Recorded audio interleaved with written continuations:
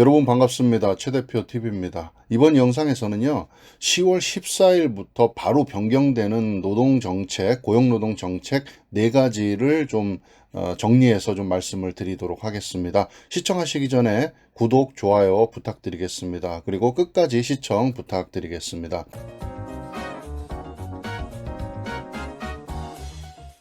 자, 4가지가 어떤 거냐면요. 임금채권보장법, 그 다음에 외국인 근로자 고용 등에 관한 법률, 산업안전보건법 시행령, 근로기준법 시행령 이렇게 4가지인데요. 그 내용을 한번 자세히 보도록 하겠습니다. 첫 번째는요. 만약에 임금체불이 있는 그런 근로자다 하면 대지급금 제도라는 게 있습니다. 이게 이제 과거의 이름이 체당금이라는 이름이었는데 이게 이름이 대지급금으로 바뀌었다 이렇게 보시면 될 것 같습니다. 그래서 대지급금 제도라는 게 있는데 이게 10월 14일부터 바로 시행이고요. 2가지로 나눠보겠습니다. 간이 대지급금 지급 대상이 확대됐습니다. 그래서 기존에는 퇴직자가 대상이었다면 10월 14일부터는 퇴직자와 거기에 더해서 재직자도 가능하다는 겁니다. 그러니까 현재 재직 중인 분이시라면 임금 체불이 됐을 때 대지급금 제도라는 걸 이용해서 임금을 받으실 수 있다 이렇게 하시면 좋을 것 같습니다. 재직자의 기준을 보면요. 첫 번째는 소송 진정 제기 당시 근로계약이 유지돼야 되고요. 두 번째는 임금액이 최저임금의 110% 미만, 그리고 세 번째는 마지막 체불일의 다음 날부터 2년 이내에 소송, 1년 이내에 진정 등이 제기돼야 된다. 이런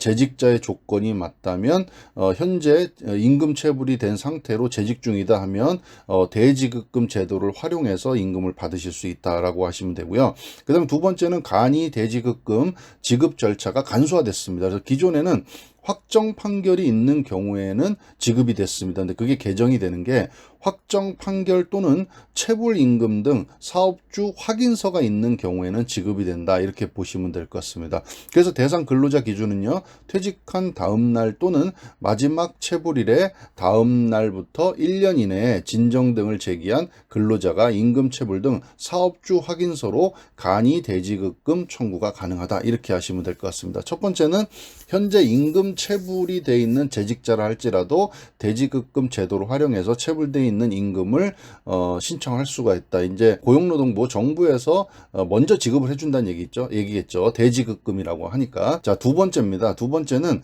외국인 근로자 사용자에게 고용관계 법령 인권 교육이 의무화됩니다. 그러니까 외국인 근로자를 고용하고 있다 하면 사업장이 교육을 시켜야 된다. 의무 교육이 생긴다라는 겁니다. 그래서 외국인 근로자의 고용 등에 관한 법률 시행령이고요. 대상은 외국인 근로자 고용 허가를 최초로 받은 사용자고요. 수행은 한국산업인력공단 무료 교육을 제공. 방식은 집체교육이나 온라인 교육 2개 다 가능하고 6시간을 진행을 해야 됩니다. 만약에 위반하시게 되면 교육을 미이수하시게 되면 과태료가 300만 원이 부과될 수도 있다라는 내용 하시면 될 것 같습니다. 자, 세 번째 변경되는 그 노동정책은요.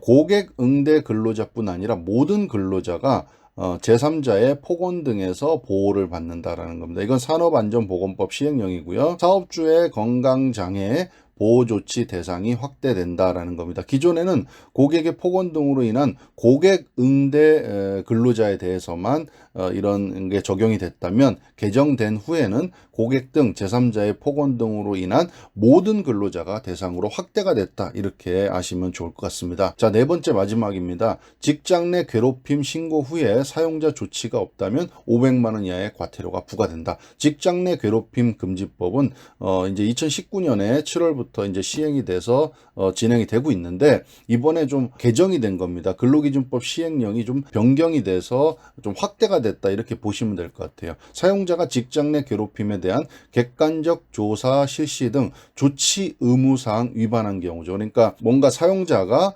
직장 내 괴롭힘을 당한 그런 근로자에 대한 어떤 뭐 조사라든가 뭐 이런 조치 의무사항 이런 것들 관리가 되지 않은 경우입니다. 그래서 실질적인 사례가 어떤 거냐면 직장 내 괴롭힘 발생 사실 확인을 위한 조사를 실시하지 않은 경우에는 300만 원, 피해 근로자가 요청 시 근무 장소 변경 등 적절한 조치를 취하지 않은 경우 200만 원, 가해자에게 징계 등 필요한 조치를 하지 않은 경우 200만 원, 조사 과정에서 알게 된 비밀을 다른 사람에게 누설한 경우 300만 원, 이런 식으로 직장 내 괴롭힘 신고 후에 사용자가 조치를 하지 않으면 500만 원 이하의 과태료가 부과된다. 이렇게 보시면 될 것 같습니다. 자, 오늘은 간단하게 오늘이 10월 13일이니까요. 10월 14일 바로 내일부터 바로 변경되는 고용노동 정책 4가지에 대해서 간단하게 살펴봤습니다. 해당되는 부분이 본인한테 있으시다면 반드시 만약에 그런 사고가 생겼다 하면 이렇게 활용을 하셔가지고 혜택을 좀 보시면 좋을 것 같아서 안내 드렸습니다. 감사합니다.